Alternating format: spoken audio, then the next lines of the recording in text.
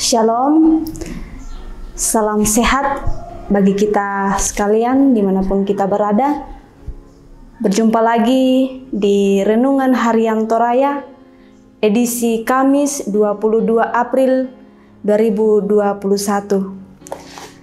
Melalui kesempatan ini kita akan membaca dan merenungkan firman Tuhan. Namun sebelumnya, mari kita satu dalam doa. Kita berdoa.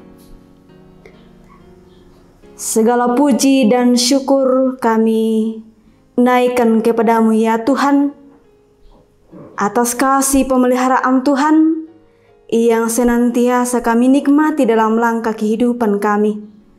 Melalui kesempatan pada saat ini ya Tuhan, kami akan membaca dan merenungkan kebenaran firman-Mu.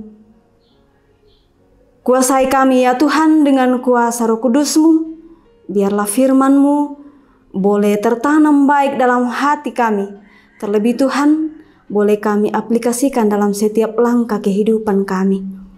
Bersabdalah ya Tuhan, karena sesungguhnya kami telah siap mendengarkan firman-Mu.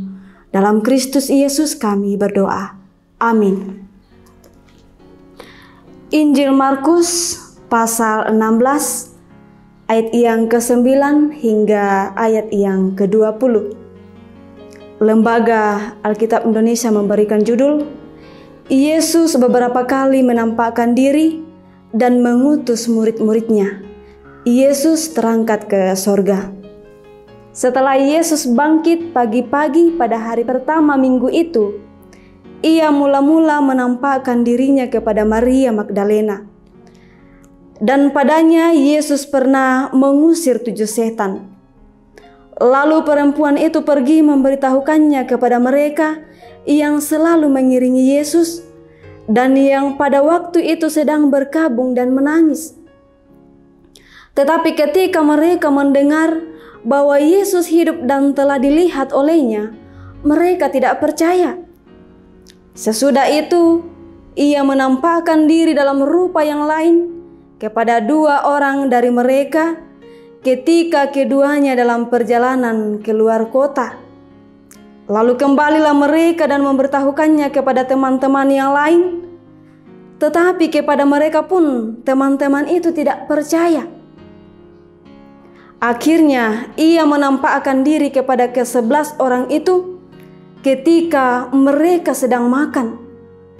Dan Ia mencela ketidakpercayaan dan kedegilan hati mereka, oleh karena mereka tidak percaya kepada orang-orang yang telah melihat Dia sesudah kebangkitannya.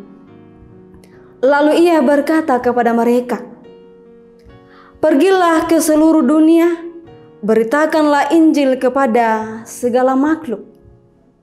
Siapa yang percaya dan dibaptis akan diselamatkan, tetapi siapa yang tidak percaya akan dihukum.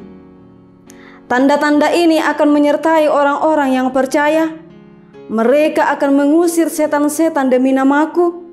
Mereka akan berbicara dalam bahasa-bahasa yang baru bagi mereka. Mereka akan memegang ular, dan sekalipun mereka minum racun maut, mereka tidak akan mendapat celaka. Mereka akan meletakkan tangannya atas orang sakit, dan orang itu akan sembuh."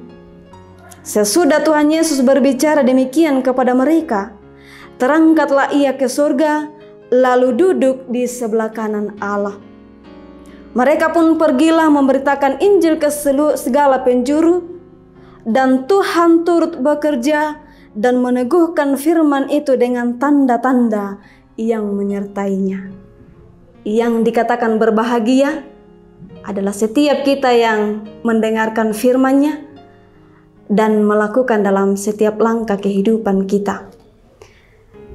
Tema kita pada saat ini yaitu percayalah dan beritakanlah.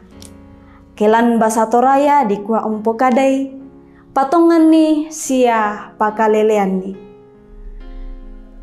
Saudara-saudara, kebanyakan orang itu barulah menjadi percaya bila melihat secara langsung sebuah peristiwa yang terjadi, ketimbang mendengar dari orang lain mengenai hal tersebut.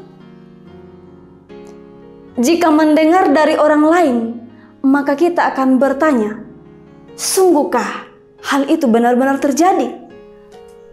Bahkan kita ragu dengan berita yang disampaikan oleh seseorang yang akhirnya kita percaya dengan hal tersebut, walaupun pada akhirnya hal itu benar-benar terjadi. Sikap tidak percaya atas berita yang disampaikan oleh seseorang juga pernah dialami oleh murid-murid Yesus. Ketika para murid mendengar tentang kebangkitan Yesus yang disampaikan oleh Maria Magdalena dan 2 orang yang sedang melakukan perjalanan ke luar kota, mereka tidak percaya dengan berita tersebut. Para murid memang tidak melihat secara langsung Yesus yang telah bangkit itu. Namun, jika kita melihat kedekatan dan kebersamaan murid dengan Yesus, seharusnya para murid percaya dengan berita kebangkitan itu. Sebelumnya Yesus sendiri mengatakan bahwa Ia akan mengalahkan maut dan bangkit pada hari yang ketiga. Namun karena ketidakpercayaan mereka, sehingga Yesus menampakkan diri kepada mereka dan menegur kedegilan hati mereka. Setelah itu, Yesus mendorong mereka untuk menjalankan misi memberitakan Injil ke seluruh makhluk. Nah, saudara-saudara, sebagai orang percaya yang hidup di masa kini, kita tidak melihat langsung peristiwa kebangkitan Kristus itu. Namun oleh iman, kita percaya bahwa Kristus telah mengalahkan maut dan bangkit.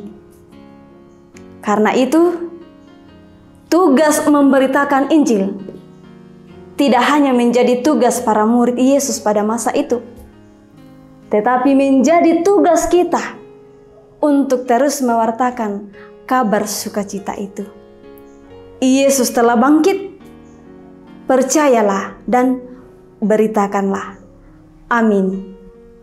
Mari kita berdoa. Sukacita yang luar biasa kami rasakan pada saat ini Tuhan, atas kesempatan waktu yang Tuhan masih anugerahkan bagi kami. Lebih khusus ya Tuhan, kami sudah belajar akan firman-Mu.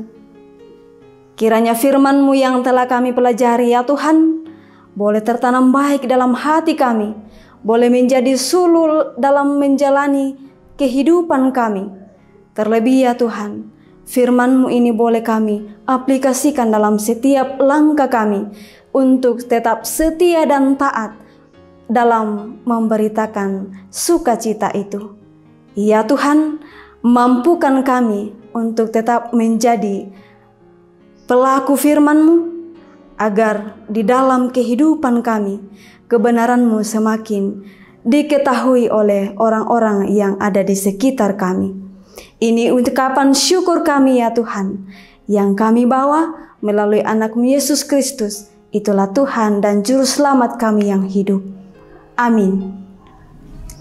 Demikianlah renungan kita pada saat ini. Tuhan memberkati kita.